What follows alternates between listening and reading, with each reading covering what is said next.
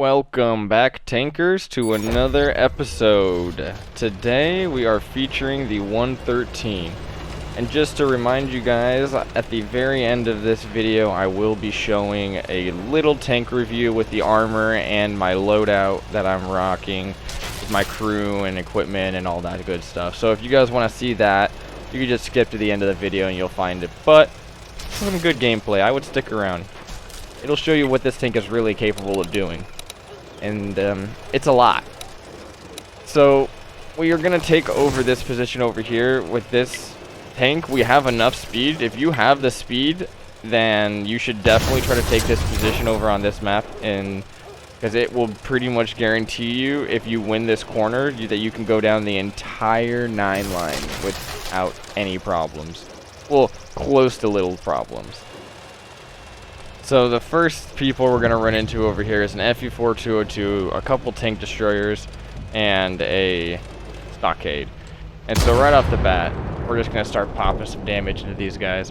Now when they cross over this gap right here, all of my teammates that are sitting over in like D7 or D6 are all able to shoot them when they cross. And right here, this thing doesn't have a lot of gun depression, but it has enough where I don't feel completely awkward in sitting right here. Now, I do poke out just a little bit too much right there, and he barely clips the front of my tank.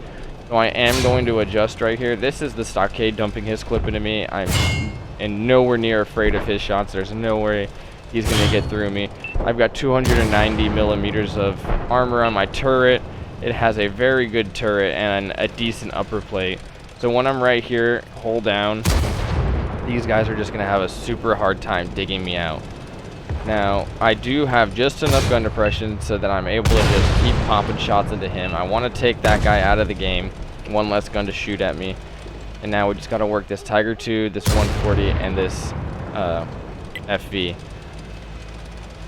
So this thing is really good if you can just keep this gun firing. That was a bad shot by me. I actually didn't shoot him in the front of his face. I shot him on the side of his turret.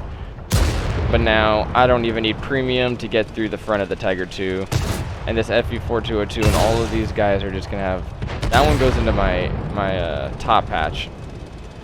But I start noticing that, and whenever you're trying to engage a tank, you want to sort of wiggle side to side, not forwards and backwards. Forwards and backwards is a lot easier to aim up a shot than side to side. And these guys are just not going to be able to get through my turret. It's just too tough. Same with my upper plate. You're going to see at the end of the game that this thing can bounce damage. And that's not something that you really see too often in other tanks. Like the 430U, I think would be the most comparable tank to this. And I can't stand the 430U. I love this tank though. But the 430U on paper technically is better. Same alpha, more armor. But at the end of the day, this 113 has a better rate of fire, and that's what I like. So we pretty much held this entire side off, with the help from some people from behind us. But it's time that we have this teammates, and that FE is falling back. He didn't want any more of this, and so we're going to push this now. And once you win this corner, this is what I'm talking about. You're pretty much smooth sailing all the way up. You have all of this rock cover here. If there are people that are usually in that spot up ahead, then you're able to just stay low, stay out of their sight. And you'll see the next position you can use up here. I try to snap that, but I'm just a millisecond too slow. And now we have this ship barn right here. We sink a shot into him. I'm pretty sure he just fired right there. Already just hit him again, and we're gonna finish him off right here. We are hull down, so if that guy had AP loaded, I was pretty sure I was gonna block it. If he had Hesh, then you know I'd take the damage, but I wouldn't have lost that much HP.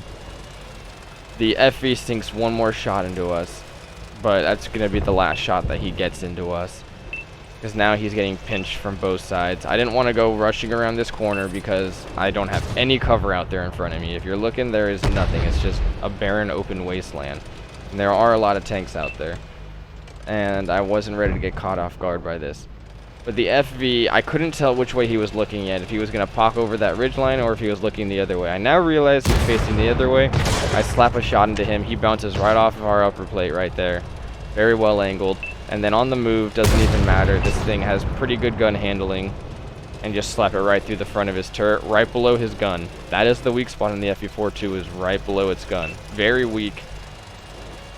And next we're going to move in on the Conqueror. We don't want to go all the way up in there. We want him to whiff his shot like that.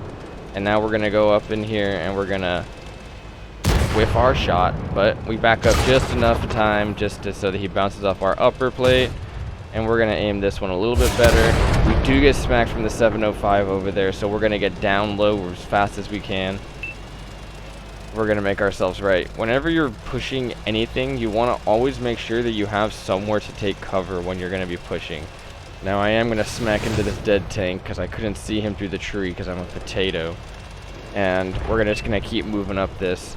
We do still want to get some damage, so we are just going to beeline it to the 705.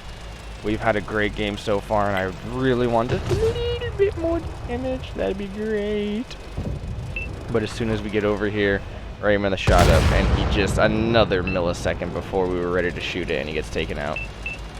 There's 2 tanks left in the game, and so we're just going to go hunting. I am a one-shot for either of the tanks if I get sneezed on, but one of them is a tier 8, and I don't remember what the other one is, but I gotta risk it for the biscuit if I want that damage. So we're gonna keep going trying to find him. One thing I want to say about this tank is that, I mean, you can see on flat, hard terrain, I'm going 50. When I'm on softer terrain, I'm going like 47. That's still good speed for this thing. It does good at ramming. It's got the armor to do it. So already takes out the other guy. So it's just that VK. So we're just gonna go hunting. He's over here in F1 or F whatever this is. And he's still healthy, and I saw that and I was like, ooh, scrum diddly-umptious. I've got decent armor. I've got good armor. I don't think his gun's going to be able to pen me. I'm moving fast. I'm just going to get up in here. Right through the front plate. No problems. No premium was used this game. At least I don't think it. Oh, wait, no. Yeah, premium was used this game only because I ran out of regular ammunition. So that is something that you might want to look out for if you're trying to do some high damage games. Watch your ammo count because it's going to go fast. So we end up pulling a victory off with 5,600 damage, 5 kills, and you'll see the assist damage and blocked here in a second. I had to record these 2 separate things at separate times, so just bear with me right here. There we go. 3,000 assistance, 3,000 blocked, putting my total up to 8,700 combined damage. If you want, you can round it up to 9. I don't know. It's up to you. But we pull off the ace tanker in this thing, steel wall, all of these fantastic medals. And now we're going to head back to the garage so I can show you guys my loadout, my perks, my equipment, and a little overview on the armor. So here are my skills. Feel free to pause it. I run my usual perks that I run on this tank, which is going to be my accuracy perks. And then I run rapid aiming to help my gun rotation speed. Since it is a heavy tank, it could be a little bit sluggish, but it's honestly not even that noticeable in this tank. And then I also run off-road driving just to make my tank a little bit less sluggish, more like a medium. And this sort of does play like a heavy medium. Here's my equipment. I'm running vert stabs. Well, not called vert stabs anymore, but you get it. The rammer and vents. And now here's the armor. So the main things you really want to keep an eye for on this tank is that it has 90 millimeters of side armor, which means that you can side scrape pretty dang well in this tank. Not crazy well, but still pretty dang well. Its upper plate is 120, which is not the best. I think the 5A is 140 upper plate, and an even thicker lower plate for some reason. I'll hopefully do a review on that tank. And the turret is just pretty much 230, 240 and up. Most of this is a 290, 240 all around the front of it. So you have a really good turret in this tank. Just a solid tank with nice square edges, easy to work with. If you guys haven't gone down the Chinese heavy line yet, give it a try. They're both solid tanks. I'll start playing the 5A a little bit more, but pretty much just a better 5A with a better gun. So I got some videos on those. I might post one of them. I think they're only like a 6K damage game. I mean, honestly, that's still good. But I mean, for me, I'm just like, That's an okay game. Nope. Okay, I just sound fucking condescending now. Alright, we're just gonna edit that out. Or maybe I'll keep it. I don't know. But hey, enough about that. If you guys like what you saw today, and if you want to see some of that QL gameplay, leave a comment below. Let me know. Leave a ammo rack that like and subscribe. Don't just leave it. Ammo rack that thing. And then hit that bell notification icon, and that'll let you guys know when I upload another video. Alright, I'll see you guys in the next one. See ya.